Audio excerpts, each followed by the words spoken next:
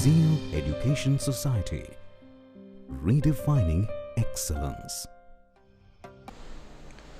Hello friends, I am Professor Shweta Yadav from Department of Electrical Engineering from Zeal College of Engineering and Research.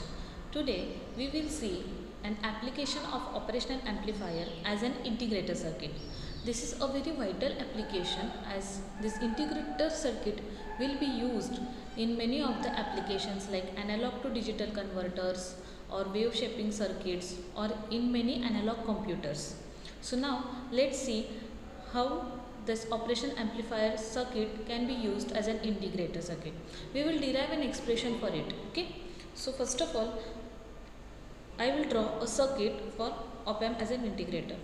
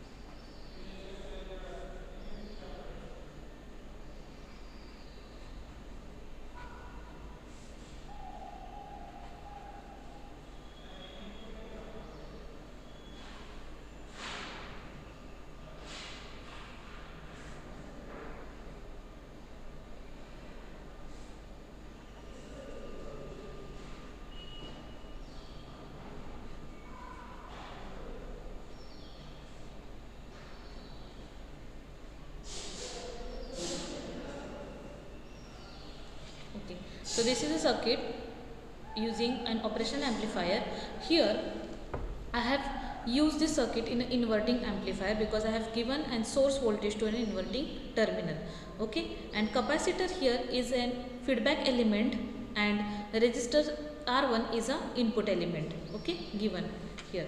Now we will derive an expression for this circuit. Okay. So I will derive an expression for this circuit.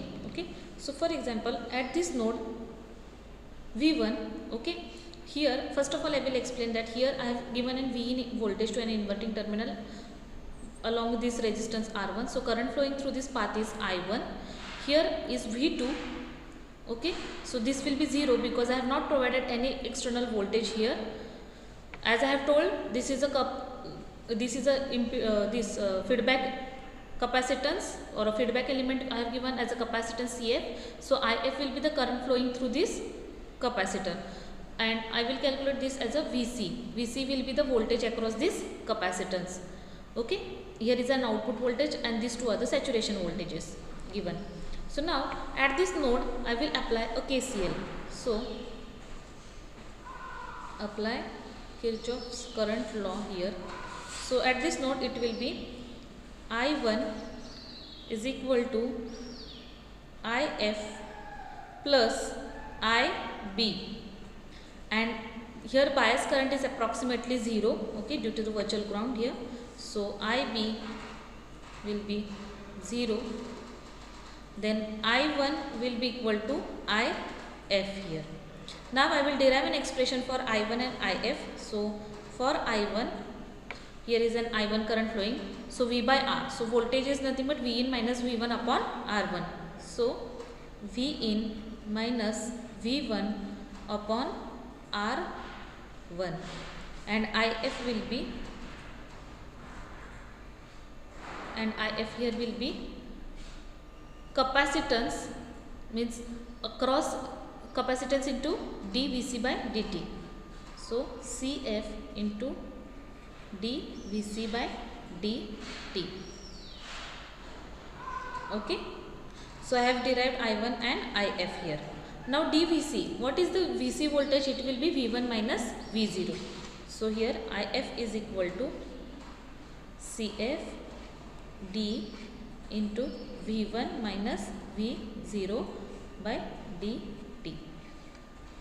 Okay, so suppose I will consider this as equation 1, this as equation 2 and this as equation 3. Now I will substitute these values of 2 and 3 in equation 1. So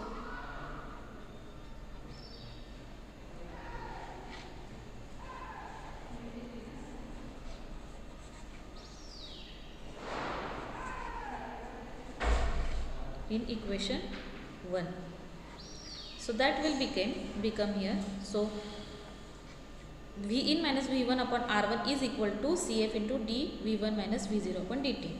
So it will become as V in minus V1 upon R1 equal to CF derivative of V1 minus V0 upon dt. So here, as this is an inverting amplifier, here will be a virtual ground concept. So V1 will be equal to V2, which is equal to 0 due to virtual ground concept. Okay, so I will substitute this V1 and V2 values here. So it will be V in minus 0. So V in upon R1 is equal to CF. Here also derivative of V1 minus V0, so 0 minus V0. So here will be d minus V0 by dt, and if I will write it properly, then it will be R1, which will be minus CF d V0 upon dt. Now I want to remove this derivation, so I will take an integration on both sides. So integrate on both sides. So after integrating, it will become integration of with respect to time. With respect to time. So V in upon R1 0 to t is equal to minus CF integration of 0 to 2 minus CF d V0 upon dt. Here R and CF are constant, so it will come outside of integration. So here the final value, and here derivative will get cancelled with this integration. So here it will be only integrating with V in. R1 will come outside of this integration because it is constant. CF will also come out of this integration because it is constant, and here only it will cancel out integration and this derivative. So final value V0 will be equal to minus 1 upon R1 CF integration of 0 to t V in dt plus C. Here C is a constant here, okay, and this is called as an integration constant. This is an integration constant, and it is proportional to our output voltage V0. Okay, so in this way we have derived that output voltage V0 is nothing but an integral of input voltage. Okay, so if we will observe here that, for example, if I will be giving here input and output, I will be giving. So here if I will be giving an input wave as a sine wave here, so out at this output side I will get cosine wave. Okay, so here it will be sine wave, then this will be cosine wave. Okay, suppose at input side, because sine, integral of sine is cosine, suppose here I will be giving here a square signal or a square wave, then at this output side, I will get a triangular wave. Okay, so square signal means unit signal will be converted into a ramp signal. So it may be positive ramp or a negative ramp, and together it will be a triangular wave called.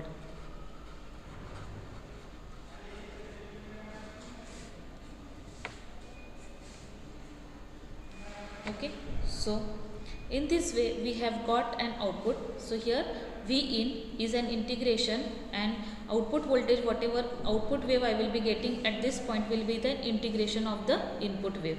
Okay, but practically it is not possible. Okay, we will see why.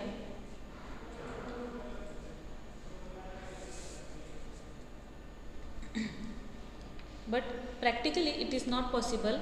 Why? So for example, here is my output V0, which is 1 upon minus 1 upon RF CF integration of 0 to t V in dt plus C. Okay. So now how it is not possible practically, we will see. Okay. First of all, I will find out the reactance of capacitance, whatever it was. Reactance of capacitance, which will be equal to XC. Okay. And this XC is equal to 1 upon omega C, we know, and that is again equal to XC is equal to 1 upon 2 pi FC. Okay, we know this reactance. Now I will write output voltage. I will write an output voltage in terms of impedance of capacitance and reactance. So that will be equal to minus XC upon R into V in.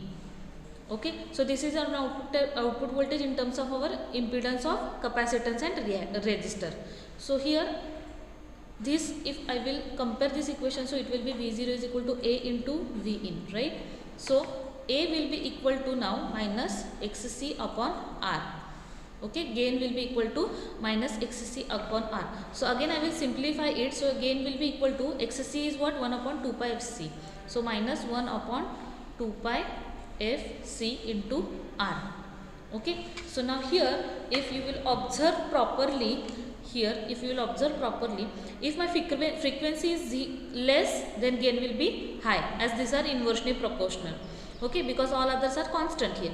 And if my frequency will increase, then input frequency of signal it is obviously. So if my frequency will increase, my gain will get less. Okay, so if my frequency is equal to less, I will say my gain will be more. Okay, so we will consider frequency as a 0. So if my frequency is 0 here, so ideally my gain will be equal to infinity, ideally. Okay, but ideally it is equal to, but practically it is equal to open loop gain. It is equal to open loop gain of op amp. Why open loop gain? Because if I will redraw here a circuit in order to understand. Okay, so this is minus plus inverting signal. I have given a resistance here R1. Here is our applied voltage V in. So feedback capacitance CF. Here is ground VCC VEE, output voltage here. Okay, so suppose see, consider here, if at a low frequency, means when frequency is 0, we know whenever the frequency is 0, capacitor act as a open circuit. Okay, open switch I mean. So here capacitor will act as an open switch. So if this is open switch, there will be no connection between input side and output side, and so at that time only my input will go to this inverting terminal, other terminal is grounded, this non-inverting terminal is grounded, and so at that time when frequency is 0, this capacitance will be open switch, and so my this circuit will be acting as a open loop inverting amplifier, and so at that time my gain will be as a practically as a open loop gain of an op amp when my f is equal to 0. Okay, whenever my f will go on increasing, okay, when my f will go on increasing, so my gain will go on decreasing. Okay, so my gain will go on decreasing. If I will be drawing this, if I will draw the frequency response here, so this is frequency, this is gain. So at 0 frequency my gain will be maximum. Suppose this is 100 dB. Okay, it is in 100 dB. So here the gain will be maximum. But as my frequency will go on increasing, I said that gain will go on decreasing. So gain will decrease here. Okay, so this is a frequency response I have drawn.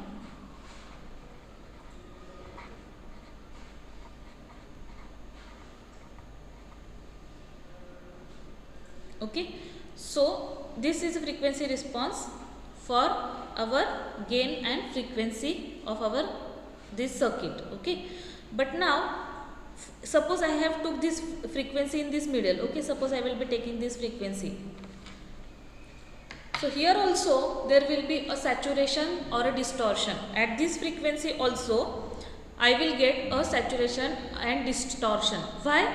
Because of input offset voltage problem. Okay, what is that? That means suppose if I have applied no voltage or no frequency also, at that time also there is a some input offset voltage, and that will cause our output to go into a saturation voltage. Okay, so at these frequencies also my output will be getting distorted, or it will be going into a saturation voltage. So for that problem, how we can replace that problem of saturation and distortion? So here we will add one resistance. Okay, and this is RF resistance. Here I will add an resistance, and this is an RF resistance. Okay, so after adding this resistance, what will happen whenever the frequency are less? Okay, whenever the frequency are less, so when frequency is equal to less or 0, at that time here will be an open switch, and so there will be no connection, but here will be the connection. Okay, and at that time this circuit will act as a closed loop. Okay, and in a inverting amplifier. So at that time my gain of closed loop inverting amplifier is minus RF upon R1. So whenever there will be less frequency, at that time my gain will be in minus RF upon R1. Okay, so it will be constant here. So if I will redraw a frequency response,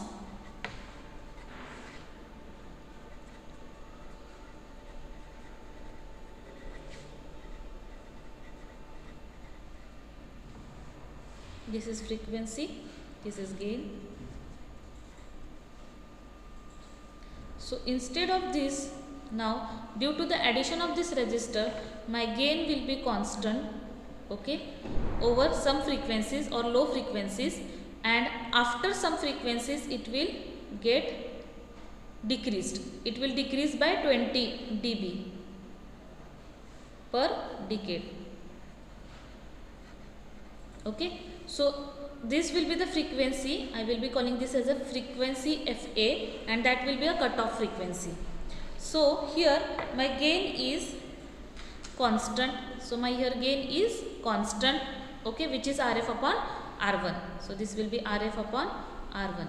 So the problem where due to this addition of resistance, the problem of distortion and saturation of voltages due to less frequency or any frequency here, that has got eliminated.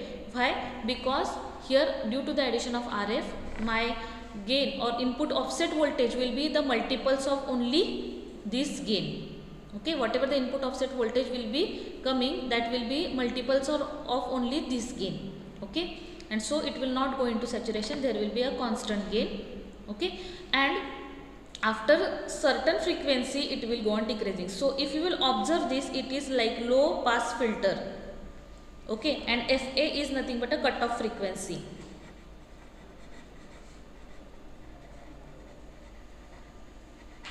Okay, so if I will derive formula of FA, it will be 1 upon 2 pi RF into CF. Okay, so now observe carefully. Here FA is 1 upon 2 pi RF into CF. So up till this frequency my gain will be constant. So this circuit, whenever this is a practical amplifier, okay, so we will call this as a practical integrator.